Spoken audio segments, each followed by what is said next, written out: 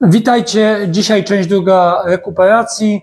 Jeśli ktoś nie widział pierwszego filmu, a go to interesuje, to cofnijcie sobie do filmu z zeszłego tygodnia. Tam jest montaż rekuperatora i montaż głównych magistrali doprowadzających powietrze na poszczególne piętra. Natomiast dzisiaj pokażemy rozprowadzenie powietrza na parterze, rozprowadzenie na pierwszym piętrze i jakieś takie wstępne ustawienia, które uda nam się zrobić.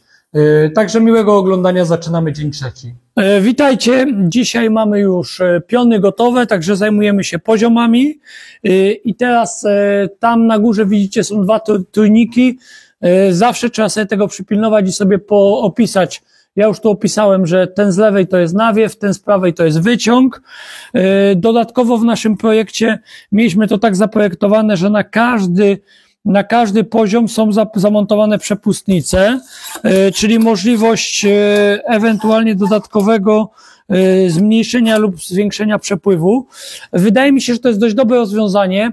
W piwnicy do tych przepustnic będzie dostęp zawsze, natomiast tutaj w suficie Patryk sobie zrobi takie podejścia, i po prostu małe kratki, żeby w razie jakby coś chciał przeregulować, to żeby mógł sobie zmniejszyć czy zwiększyć przepływ, choć głównie te przepływy będziemy używać w momencie, kiedy będziemy regulować nastawy. Prawdopodobnie jak te nastawy wyregulujemy, to tutaj mamy takie śrubki dwie w środku, skręcimy i one już na stałe zostaną w taki sposób, w jaki je ustawimy. Na czym teraz będzie polegała dzisiaj nasza praca? W tym momencie wkładamy w tamte trójniki, wkładamy oto te przepustnice. To będzie mniej więcej tak. Ja pokazuję wam na sucho, żebyście mogli zobaczyć przed-po. Zrobimy to w ten sposób, że obydwie przepustnice, może tak wam to pokażę. Obydwie przepustnice będą wychodzić obok siebie. Po to tak zrobimy, żeby wizjer, który będzie w suficie, jeśli byłaby kiedyś potrzeba się do tych przepustnic dostać, to żeby można po prostu tutaj się do tych przepustnic dostać i ewentualnie coś sobie przeregulować. Choć szczerze mówiąc, uważam, że nie będzie to potrzebne, ale jeśli jest taka możliwość i mamy tutaj to zaprojektowane, to tak robimy. Czyli za chwileczkę zamontujemy przepustnicę, następnym elementem układanki są rozdzielacze, czyli po przejściu za przepustnicę wchodzimy do rozdzielaczy. Rozdzielacze zamontowane będą w ten sposób, tymi tutaj uchwytami będą zamontowane do sufitu i tutaj w te wyjścia wchodzimy już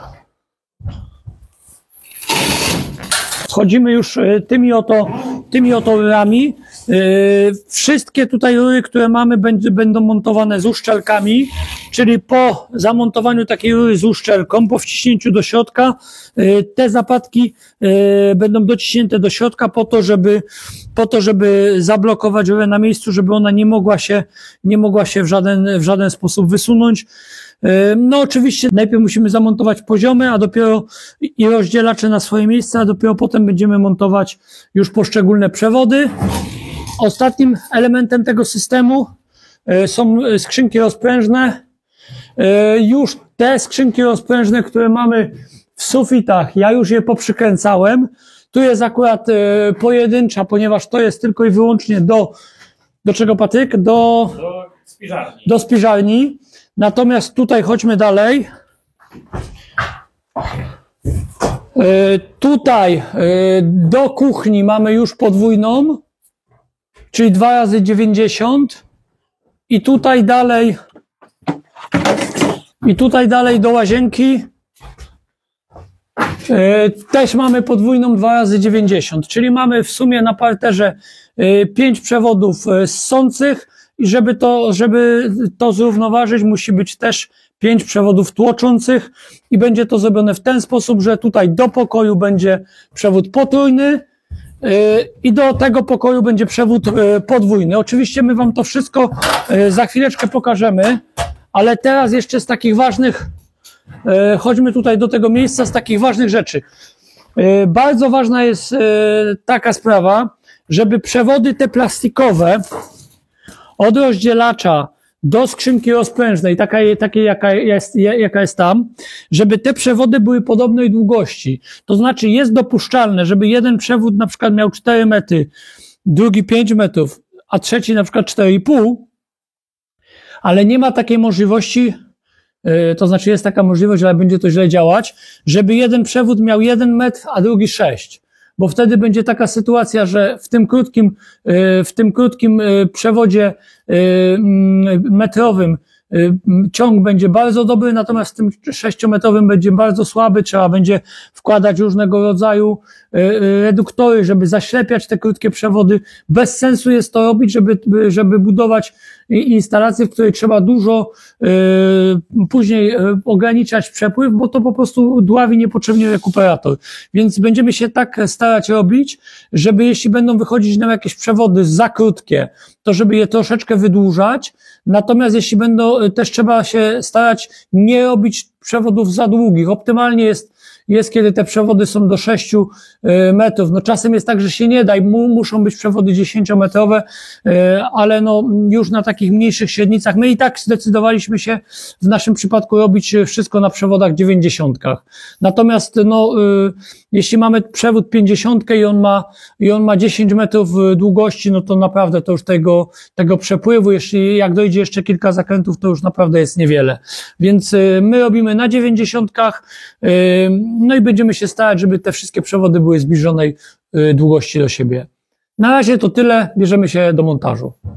Trochę tu się pomęczyliśmy, ale mamy już pierwszy rozdzielacz skończony, czyli wyciąg z parteru. Mamy tutaj 2 kanały do łazienki, 2 kanały do kuchni, 1 kanał do spiżarni. Ten kanał do spiżarni jest jeszcze nieskończony, bo to jest brakujący do tego miejsca tutaj, ale musimy go, ponieważ nie mamy tutaj miejsca, to jest ten kanał, który nam wyjeżdża, musimy zawrócić na korytarzu i wrócić się tutaj dookoła i tym przekuciem wrócić do tego miejsca. Natomiast jeśli chodzi o łazienkę i o kuchnię, mamy już zrobioną sprawę i tutaj mamy założoną też już drugą przepustnicę i mamy przygotowane pod drugą rozdzielnię. Zaraz pokażę Wam, gdzie ona ma się znaleźć. Tu mamy drugą skrzynkę rozdzielczą, którą zaraz zamontujemy tutaj w tym miejscu.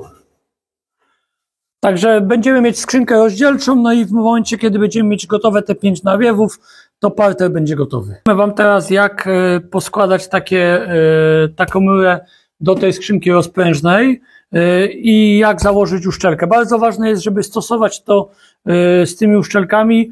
Dużo osób często te uszczelki olewa, głównie dlatego, że to jest po prostu ciężka robota, ale powiem Wam, że jedyny taki dobry patent do tego, żeby to ładnie się mocowało, to po prostu stosowanie takich past poślizgowych, takich jak do kanalizacji. Smarujemy sobie wtedy taką uszczelkę, taką taśmą, taką pastą poślizgową i jak mamy już dokładnie to nasmarowane, możemy też nasmarować tutaj to gniazdo w skrzynce. Skrzynka coś nam się tu rusza, ale to zaraz nad tym popracujemy. Sobie wkładamy to. Trochę siły i godności osobistej. No i jest na miejscu. I widzimy, że jest na swoim miejscu, dlatego że uszczelka już jest tutaj na tej wysokości. Widać.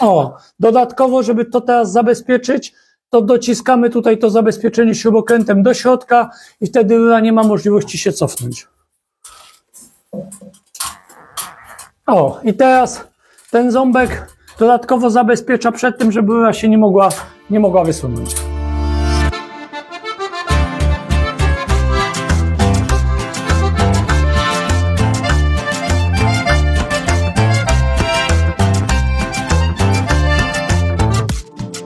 Witajcie, zaczynamy dzień 4. Ostatnio udało nam się zamontować już obydwie skrzynki rozdzielcze na parterze, czyli i nawiew tutaj i wyciąg mamy już zmontowany. Wyciąg mamy w całości, czyli 5 kanałów wyciągowych gotowy. 5 jest tutaj. W kuchni są kolejne 2. Kolejne 2 są w kuchni i kolejne 2 są w łazience. Tutaj. Już mamy wszystko zamontowane. Jeśli chodzi o te elastyczne przewody, je najłatwiej się montuje na takich taśmach montażowych. Teraz będzie rzecz, słuchajcie, bardzo nietypowa, bo zazwyczaj całą rekuperację montuje się tak, że nawiewy są od góry. Natomiast tutaj inwestor, czyli mój brat, zdecydował, że nie chce obniżać sufitów we wszystkich pokojach. W starych domach bardzo często jest ten problem. Pani projektant, która robiła projekt tej naszej rekuperacji z firmy Solvent, też nas przestrzegała, że to nie jest najlepsze rozwiązanie. Ale taką decyzję podjął inwestor, więc tak robimy.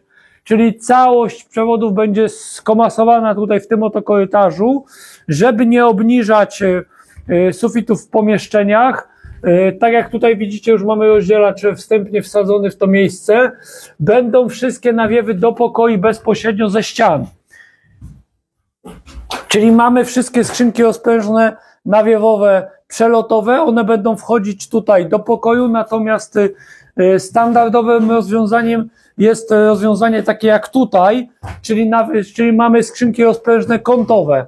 Czyli nawiewy wchodzą z sufitu, natomiast ponieważ tutaj w tym domu nie chcieliśmy obniżać we wszystkich pomieszczeniach, ponieważ na dole jeszcze pójdzie izolacja, pójdzie ogrzewanie podłogowe, no po prostu wyszłoby tak, że może by się udało 2,50, żeby zostało, może by się nie udało. Natomiast jeśli zrobimy nawiew ze ścian, co jest trochę gorszym rozwiązaniem, dlatego że nawiew będzie ze ścian, a wyciąg będzie pod drzwiami. To jest troszeczkę gorsze rozwiązanie, bo ta cyrkulacja powietrza jest troszeczkę gorsza. Ale i tak jest ona kilkukrotnie lepsza niż w wentylacji grawitacyjnej, dlatego tak tutaj się Patryk zdecydował, żebyśmy to tak robili, więc tak robimy. Podłączamy teraz te dwa nawiewy, czyli dwa nawiewy tutaj tutaj ma być gabinet i 3 nawiewy do salonu. Aha, bo teraz to może bardzo dziwnie wyglądać, że tam mamy nawiew, tu mamy wyciąg. Słuchajcie, tutaj po prostu będzie ścianka działowa. Czyli ten wyciąg jest zamontowany do pomieszczenia spiżalni. No to co praktycznie wszyscy, którzy chcą mieć rekuperację czy przymierzają się, wiedzą, czyli wyciągamy powietrze zużyte z pomieszczeń mokrych, nawiewamy powietrze czyste do pomieszczeń takiego przebywania stałego, czyli do salonu i do sypialni. Czyli wyciągamy z łazienek, ze spiżalni, z korytarzy, nawiewamy do sypialni i do dużych pokoi.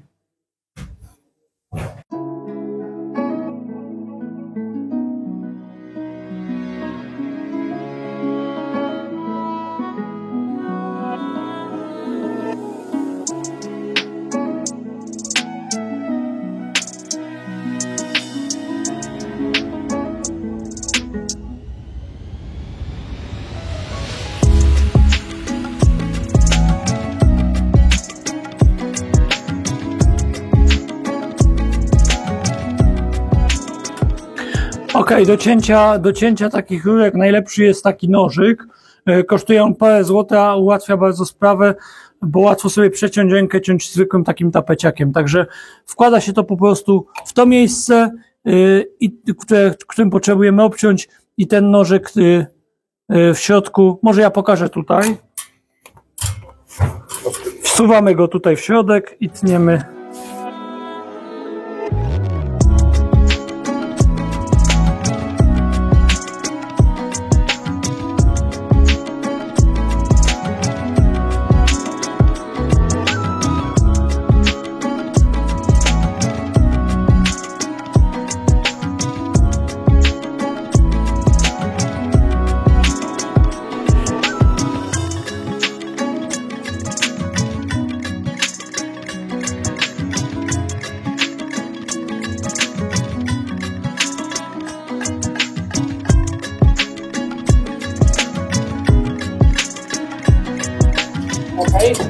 Jak widzicie, mamy podłączone już wszystkie przewody do puszek rozprężnych, natomiast teraz chłopaki przyłapują tymi taśmami, jak najbardziej te przewody, żeby one nie znikały, ładnie się tutaj trzymały.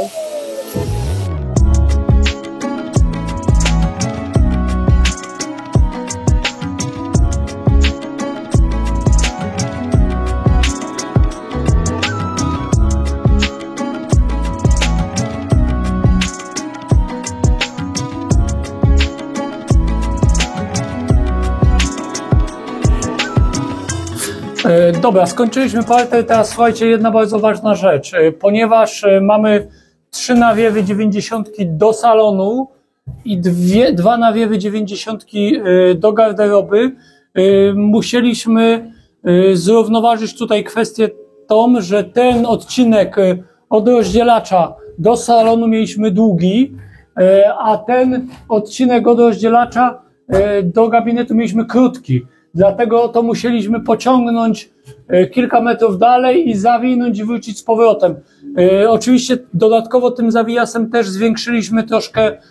zwiększyliśmy troszkę opory, ale chodziło o to, żeby nie było takiej sytuacji, że całość powietrza wpada tutaj, albo trzeba później wkładać tłumniki pod anemostat, więc wydłużyliśmy dodatkowo ten przewód, mimo że mogliśmy spokojnie zrobić tutaj taki krótki odcinek, ale żeby nie było tej sytuacji, że powietrze przepływa całość tutaj, a mało tam, musieliśmy go wydłużyć. No niestety spowodowało to, że tych przewodów mamy tutaj już naprawdę bardzo dużo, ale na szczęście udało nam się wszystko zmieścić. Mamy gotowy parter, przenosimy się na pierwsze piętro. Udało nam się już dojechać do sufitu na pierwszym piętrze, także obydwie magistrale i ssącą i tłoczącą będziemy mieć gotowe. Składamy teraz przewody, wyjeżdżamy pod rozdzielacze i ostatnie przewody ssące i tłoczące i rekuperacja gotowa. A to tak szybko? Powiesz ostatnie i już gotowe?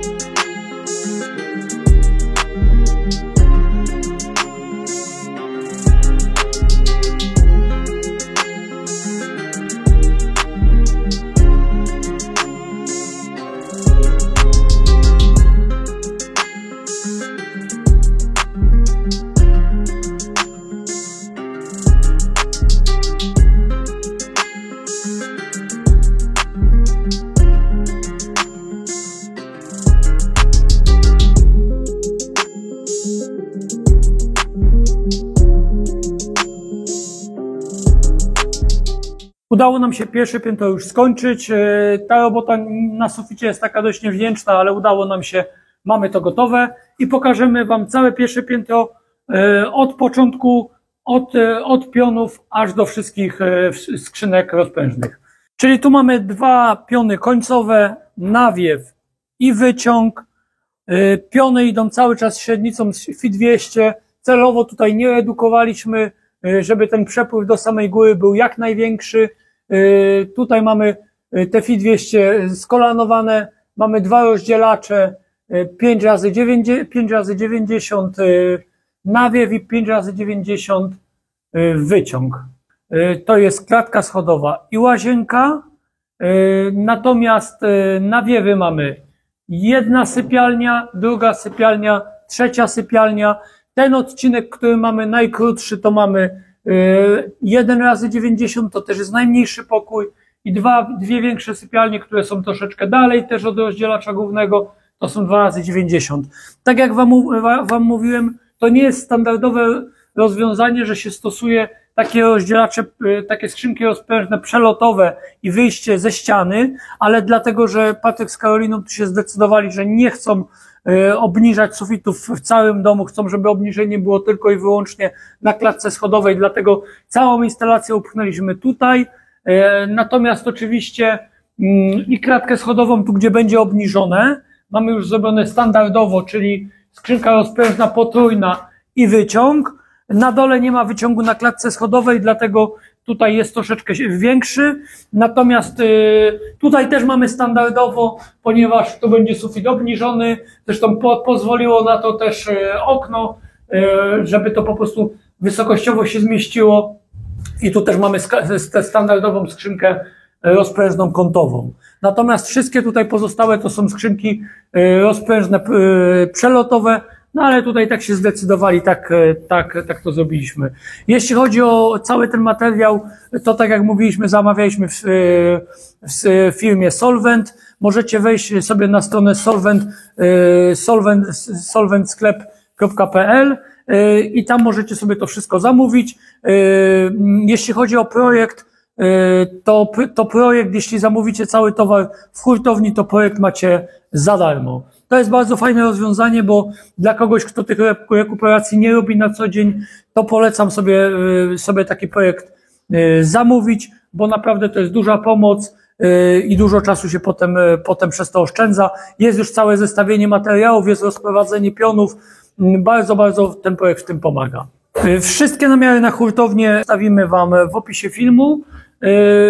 Rekuperator jest z firmy Defro. Na razie nie potrafimy nic powiedzieć, jak on się sprawdza, bo jeszcze go nie sprawdziliśmy. Oczywiście będziemy robić też pierwsze uruchomienie, ale to musimy poczekać, żeby Patryk sobie rozprowadził jeszcze tą wentylację po piwnicy i pozostawało jeszcze jakieś drobne rzeczy do poizolowania i wtedy w zasadzie będzie można zrobić pierwsze uruchomienie, ewentualnie będzie można zrobić regulację, tak jak pokazywaliśmy, tam na dole też mamy te przepustnice, zarówno parter, jak i piwnice, można troszkę ograniczyć przepływ, żeby ta wentylacja rozchodziła się prawidłowo po wszystkich piętrach. Poza tym, że jeszcze Patrykowi została izolacja, drobne poprawki w izolacji, to jeszcze musi zrobić czerpnię i wyrzutnię i dopiero wtedy, jak będzie czerpnia i wyrzutnia, będziemy mogli wyregulować całą rekuperację. No i co? I to w zasadzie wtedy już temat rekuperacji będzie skończony. Zostaje im bardzo dużo innych tematów, no ale przynajmniej ta jedna rzecz mniej, także przynajmniej tyle się udało zrobić. Jeśli chodzi o dzisiaj, to bardzo Wam dziękujemy za oglądanie. Jeśli macie do nas jakieś pytania odnośnie tej rekuperacji, będziemy umieli coś odpowiedzieć, to postaramy się odpowiedzieć. Dziękujemy za oglądanie i do zobaczenia. Cześć!